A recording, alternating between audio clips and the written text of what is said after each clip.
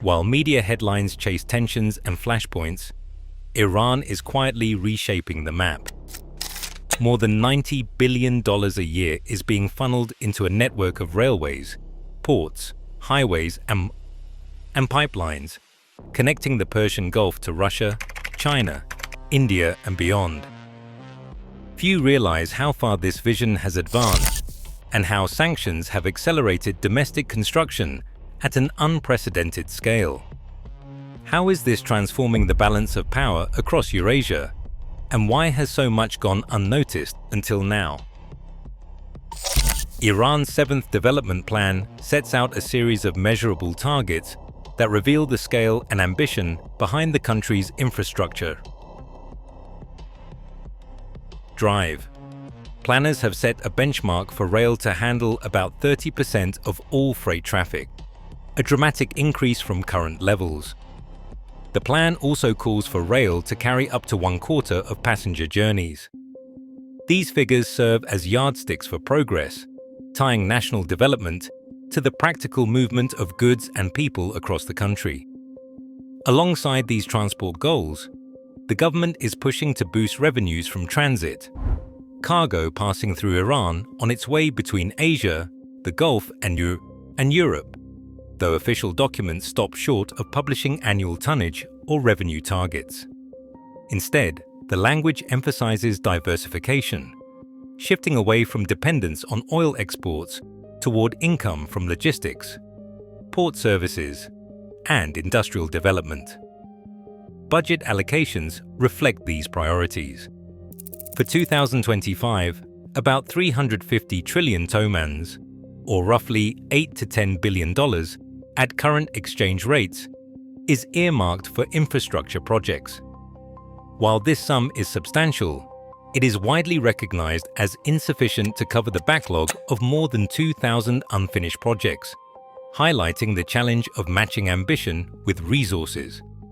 Still, the intent is clear. The plan frames infrastructure as both a shield against external shocks and a lever for economic growth. Rail corridors, highways, and logistics hubs are not just lines on a map. They are the benchmarks by which Iran's progress will be measured over the next 5 years. These targets now underpin the technical corridors and construction efforts that follow, turning national vision into a set of quantifiable objectives. Iran's planners have long viewed geography as both a challenge and an asset. In the 7th Development Plan, the country's southern coastline receives special attention. The official language singles out the Makran Shore, stretching along the Gulf of Oman, as a zone of strategic development. This designation is not accidental. By focusing resources on the Makran, the government aims to open a direct gateway to the Indian Ocean, bypassing the crowded and vulnerable Strait of Hormuz. Ports like Jask and Chabahar are at the heart of this vision, positioned to handle trade and energy flows that could reshape regional logistics. Inland, a different kind of priority emerges. Water scarcity and energy demand have driven a push for dams on an unprecedented scale. As of mid-2025, authorities have approved the construction of 88 dams, many clustered in river basins that support agriculture and hydropower. These projects are framed as bulwarks against drought and as engines for rural electrification. But their placement also reflects the logic of connecting water, energy, and transport corridors. The proximity of new dams to planned railways and industrial zones is no coincidence. State planners, working through agencies like the Ministry of Roads and Urban Development and Khatam al-Anbiya Construction Headquarters, coordinate these investments to reinforce each other. Geographic choices are not just technical. They reflect a strategy to bind Iran's remote provinces to the national economy while positioning the country as a vital node in Eurasian trade. The emphasis on the southern coast and the clustering of dams signal where the next wave of ports, pipelines, and logistics hubs will rise. Each new project is both a response to local needs and a building block in a larger network, linking hinterlands to coasts and Iran to its neighbors. Steel rails now trace a path from Iran's southern coast to the Caspian Sea, forming the backbone of a continent-spanning corridor. The Kazvin to Rasht line, stretching 164 kilometers, opened in 2019 after a decade of engineering work through mountains and valleys. This line did more than shorten travel times. It created a direct link between Iran's industrial heartland and the Caspian coast, easing pressure on crowded highways and setting the stage for new trade flows. Just north of Rasht, a 37-kilometer spur to Bandar Anzali began operation in June 2024, connecting the national rail grid to one of the busiest Caspian ports. These completed segments now serve as vital arteries for freight and passengers. The corridor's true potential depends on a single, unfinished stretch, the Rasht to Astara main line. This 162-kilometer section is designed to knit together the Iranian and Azerbaijani rail systems, closing the last major gap on the western branch of the international north-south transport corridor. The planned route calls for 8 stations, 56 bridges, and 35 overpasses. This reflects the region's dense rivers and settlements.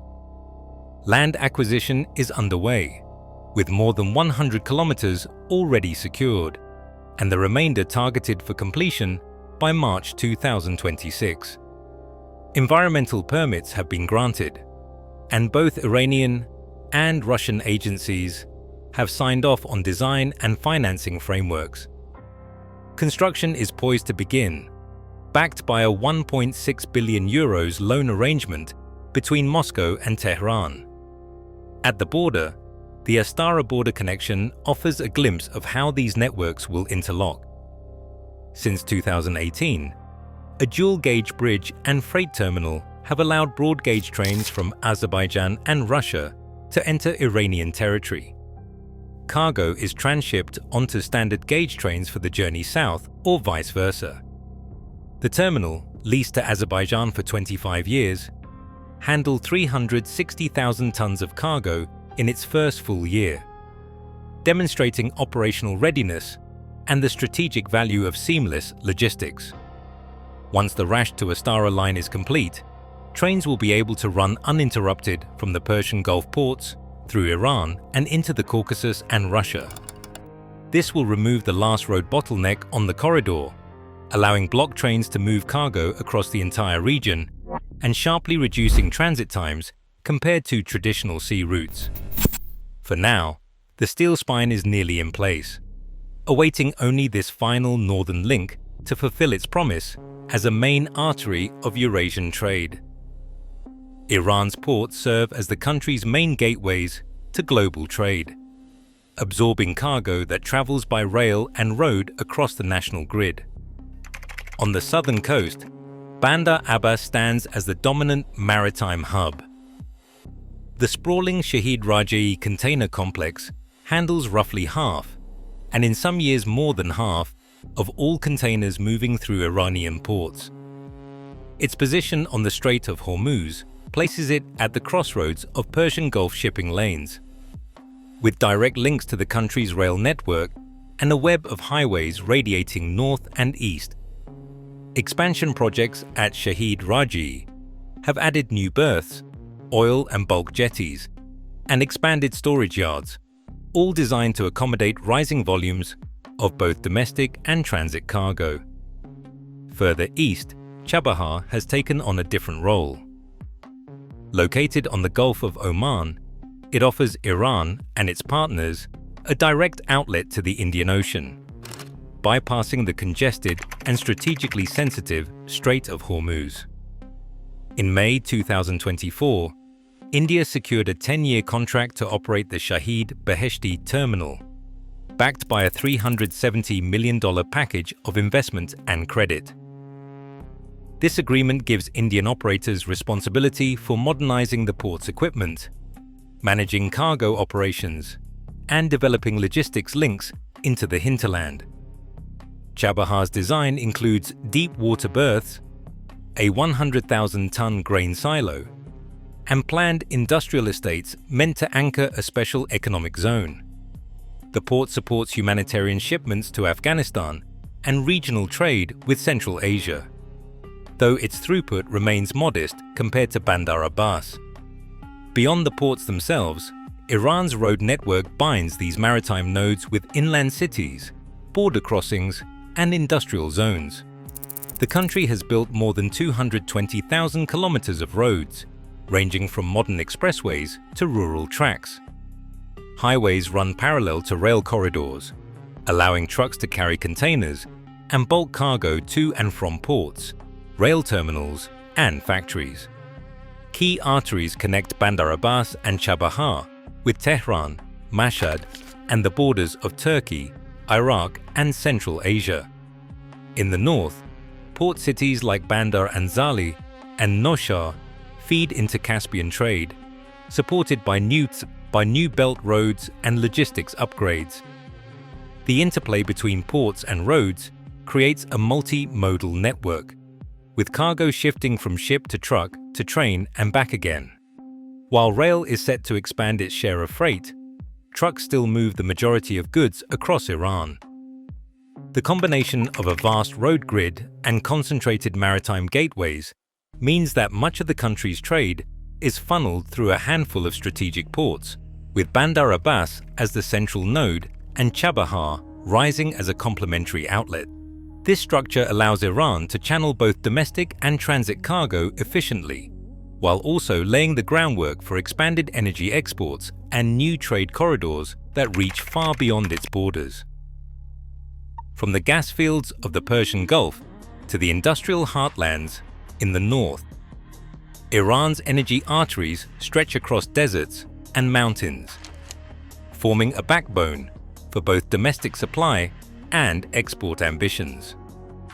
The IGAT-11 gas trunk line stands out as a feat of scale and engineering, spanning roughly 1,200 kilometers with a 56-inch diameter. It is designed to carry 110 million cubic meters of gas per day. This line links the massive South Pars field on the Gulf Coast to demand centers near Tehran and beyond, reinforcing the grid and freeing up other flows for export.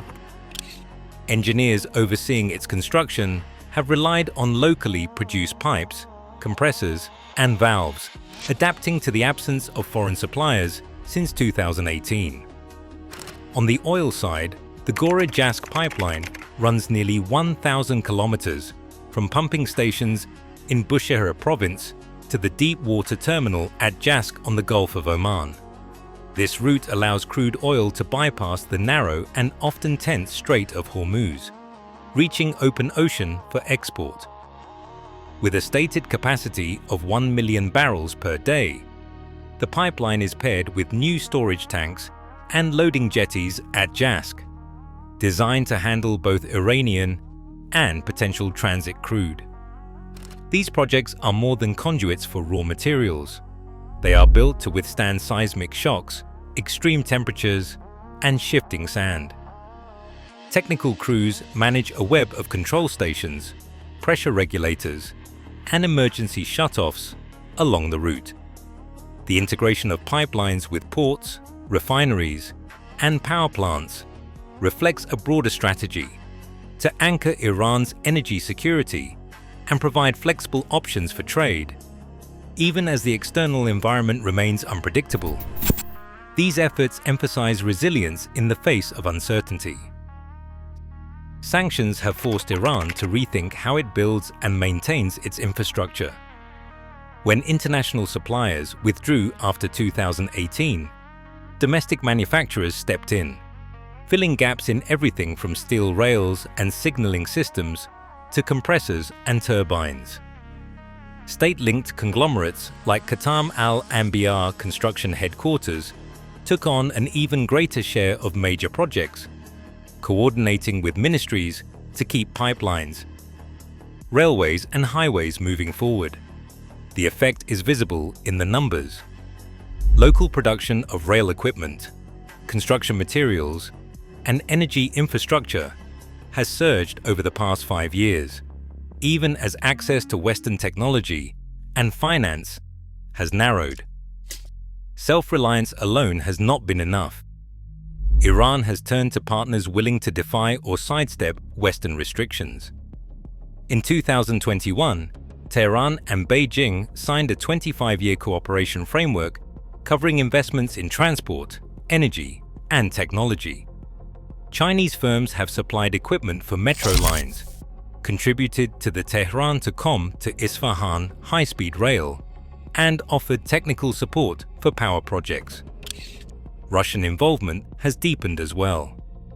In 2023, Moscow agreed to finance the critical Rasht to Astara rail link, committing 1.6 billion euros to close the last gap in the north-south transport corridor. These alliances are more than stopgaps. They give Iran access to alternative sources of capital, engineering expertise, and critical components. The result is a hybrid system, partly homegrown, partly built with the help of non-Western partners.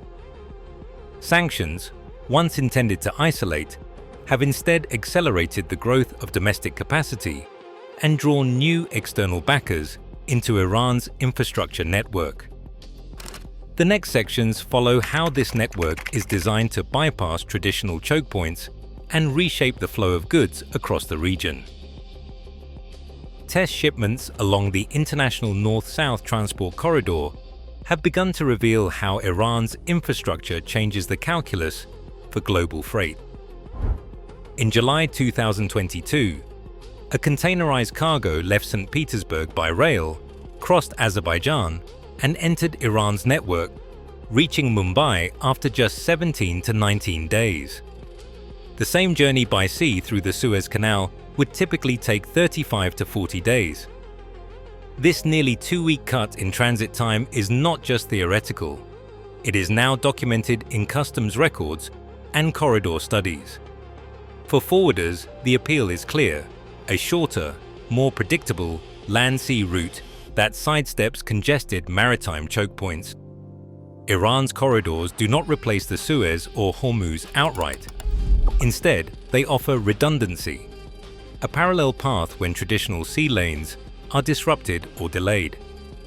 The International North-South Transport Corridor's western branch, once the Rasht to Astara rail is complete, will allow block trains to move uninterrupted from Russian ports to the Persian Gulf, further compressing delivery schedules and reducing the number of transshipment points. Studies by the United Nations Economic and Social Commission for Asia and the Pacific and regional transport agencies describe these corridors as complementary, not competitive. With high-capacity sea routes, yet for certain cargoes, especially those sensitive to delays or political risk, the new routes are already shifting logistics decisions. The measured gains in speed and flexibility are beginning to justify the years of investment, as Iran's network quietly rewires the flow of goods across Eurasia. The promise of a seamless regional network runs up against a series of persistent constraints. At border crossings such as Sarax and Astara, customs procedures can stall freight for hours or even days. Differences in rail gauge between Iran and northern neighbors force cargo to be transshipped or wagons changed, adding cost and complexity.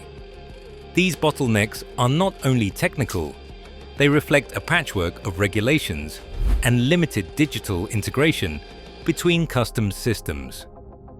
Financial headwinds shape every project. High inflation and repeated currency devaluations have eroded the real value of infrastructure budgets, forcing planners to scale back or delay construction. The 350 trillion tomans set aside for development in 2025 covers only a fraction of the unfinished projects on the books. Access to foreign capital remains restricted, and the cost of imported equipment is often unpredictable. leaving many initiatives exposed to shifting exchange rates and global price shocks. Environmental concerns have drawn growing attention from local communities and experts. Large dams in river basins have been criticized for disrupting water flows, threatening wetlands, and altering rural livelihoods. Along the southern coast, expansion of ports and industrial zones has raised alarms about damage to fragile marine ecosystems.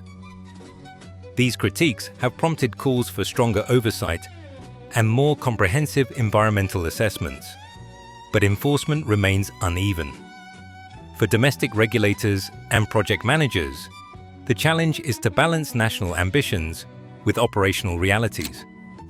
Every new rail line or port extension must navigate a landscape shaped by bureaucratic friction, economic volatility, and ecological limits. The result is a process where progress is real, but often slower and more contested than official plans suggest. Across mountains and deserts, new lines and ports are quietly redrawing the map. As trade flows shift eastward and old routes strain under pressure, infrastructure, not ideology, reshapes influence.